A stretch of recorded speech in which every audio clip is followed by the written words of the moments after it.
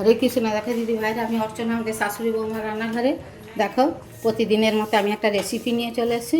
দেখো আলুর পুর ভরে আলুর মোরব্বা করব। দেখো প্রথম আলুর ভেতরগুলো আমি সব পুড়ে বার করে নিয়েছি, নিয়ে সেদ্ধ করতে দিয়েছি। আমাদের এখানে জল বৃষ্টি হচ্ছে বলে কারেন্টটা গন্ডগোল করছে, ওই জন্য প্রথম আলু কুড়াটা দেখানো হয়নি। তোমরা দেখেই বুঝতে পারছো আলুটা কীভাবে কুড়ে বার করে নিয়েছি, চামচের পেছন দিয়ে ছুরি দিয়ে। দেখো একটু হালকা করে ভাপিয়ে নেবো, নিয়ে এইটা রেসিপি বানাবো। তোমাদেরকে ভিডিওটা প্রথম থেকে শেষ পর্যন্ত দেখাবো। যদি ভালো লাগে এইভাবে নিরামিষের দিনে করে খাবে, লাইক কমেন্ট শেয়ার করবে, আমাদের চ্যানেলটা সাবস্ক্রাইব করে নেবে, তাহলে নিত্য নতুন রান্নার রেসিপি ভলগ দেখতে পাবে। ফেসবুক থেকে দেখলে আমাদের চ্যানেলটা ফলো করবে, সকলের সঙ্গে শেয়ার করবে। নতুন বন্ধু হলে আমাদের চ্যানেলটা সাবস্ক্রাইব করে নেবে। এইটা করে খেয়ে কমেন্টে লিখবে আমার রেসিপিটা কেমন আছে। দেখো এই আলুটা আমি এই যে বার করে নিয়েছি, এইটা একটা কড়াতে আমি পুর ভরা করে নেব, নিয়ে দেখাবো তোমাদেরকে। দেখো দিদিভাইটা, আমি একটা কড়া বসিয়ে দিয়েছি। দেখো জিরে দুটো দিয়ে দেবো, ফোড়ন। যে আলুগুলো আমি পুড়ে রেখেছিলাম, এই আলুগুলো আমি ওতে দিয়ে দেবো।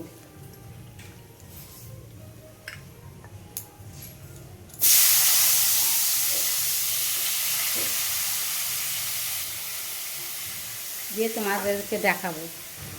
দেখো আমি একটু গুঁড়ো মশলা অ্যাড করবো। প্রথমেই নুন দিয়ে দেবো স্বাদ মতো,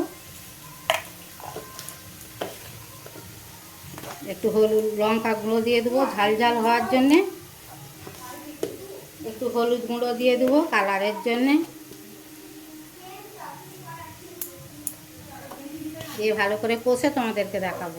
দেখো দিদি ভাইরা, আলুর চারটা পুরটা আমার শুকনো হয়ে গেছে। এবার ওপর থেকে একটু ভাজা মশলা ছড়িয়ে দেবো।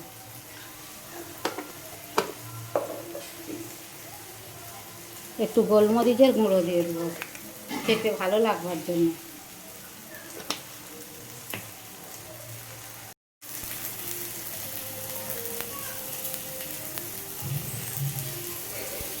দেখো এটা আমার শুকনো হয়ে গেছে। এবার আমি গ্যাসটা বন্ধ করে দিয়ে দেখো এতে একটু পনির তুলে দেবো,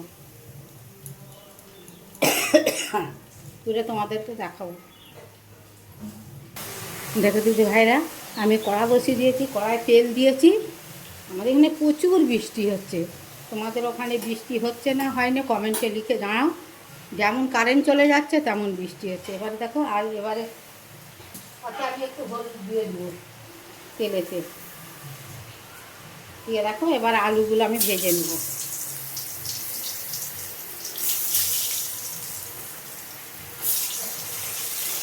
এবার লাল লাল করে ভেজে তোমাদেরকে দেখাবো।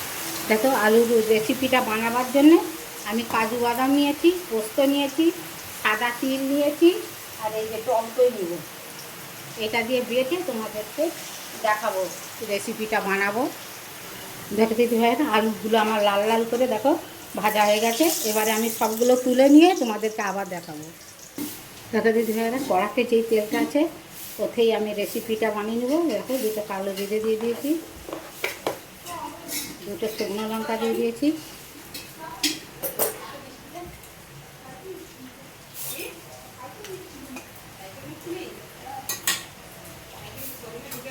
দেখো যেই মশলাটা করে তোমাদেরকে দেখিয়েছি এই মশলাটা এবার দিয়ে দেবো। তাতে টক দই, কাজু বাদাম, চীনা বাদাম, তিল আর পোস্ত আছে, এটা দিয়ে দেবো।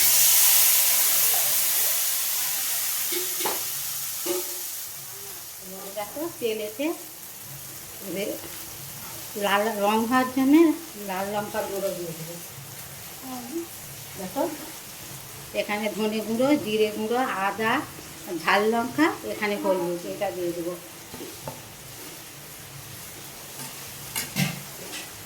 দিয়ে মশলাটা ভালো করে কষে তোমাদেরকে একটা যদি হয় একটু চিনি ছড়িয়ে দেবো। মশলা তেল ছেড়ে দিয়েছি, আমি আরেকটু ভেজে তোমাদেরকে দেখাবো। দেখো দিদি ভাইরা, মশলাটা আমার কষা হয়ে গেছে। দেখো দানা দানা হয়ে গেছে, তোমাদেরকে দেখাচ্ছি মশলা কষাটা আমার কেমন হয়েছে। ধারেটা তেল ছেড়ে দিয়েছে। এবারে আমি জল ঢেলে দেবো।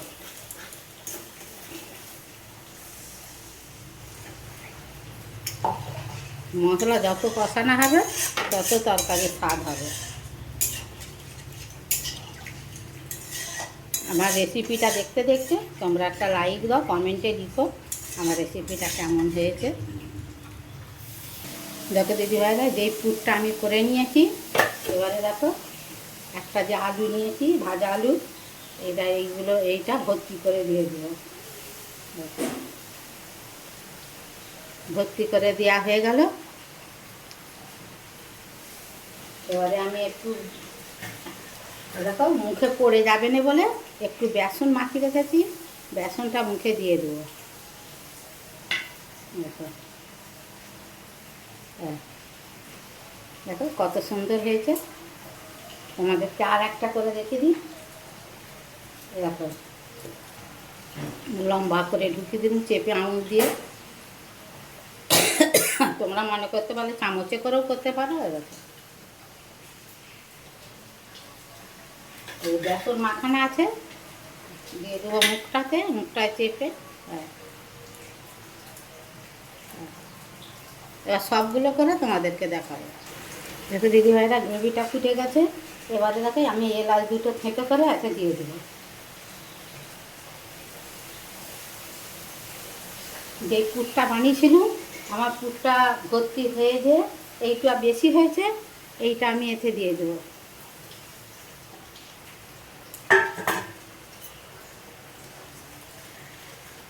দেখো দিদিভাইরা, বড়ো যে গ্রেভিটা আমার ফুটে গেছে। এবার আস্তে আস্তে আমি এই আলুগুলো তুলে দেবো। দেখো সব আলুগুলো দিয়ে চাপা দিয়ে তোমাদেরকে দেখাবো। দেখো দিদিভাইরা, পুরো ভরা আলুর বগরাটা আমার রেডি হয়ে গেছে। আমি এবার নামিয়ে নেবো, গ্যাস বন্ধ করে দিয়েছি। এবার আমি ওপর থেকে একটু ঘি দিয়ে দেবো, গা ঘি ঢেলে তোমাদেরকে দেখাবো। দেখো দিদিভাইরা, দেখো পুর ভরা আলুর বগরাটা আমার হয়ে গেছে। আমি ভিডিওটা প্রথম থেকে শেষ পর্যন্ত দেখিয়েছি। যদি ভালো লাগে এইভাবে করে খাবে, লাইক কমেন্ট শেয়ার করবে, সকলের সঙ্গে শেয়ার করবে, আমার কমেন্টে লিখবে আমার এই আলুর রেসিপিটা কেমন হয়েছে। একটা করে আলু একটু কাই দিলেই এঁকে দিয়ে ভাত খাওয়া যাবে, মাছ মাংস লাগবে না, লুচি পরোটা রুটি সব দিয়েই খাওয়া হয়ে যাবে। তোমরা কে কোথা আছো, মহাদেবের কৃপায় ভালো থাকো, সুস্থ থাকো। হরে কৃষ্ণ, রাধে রাধে।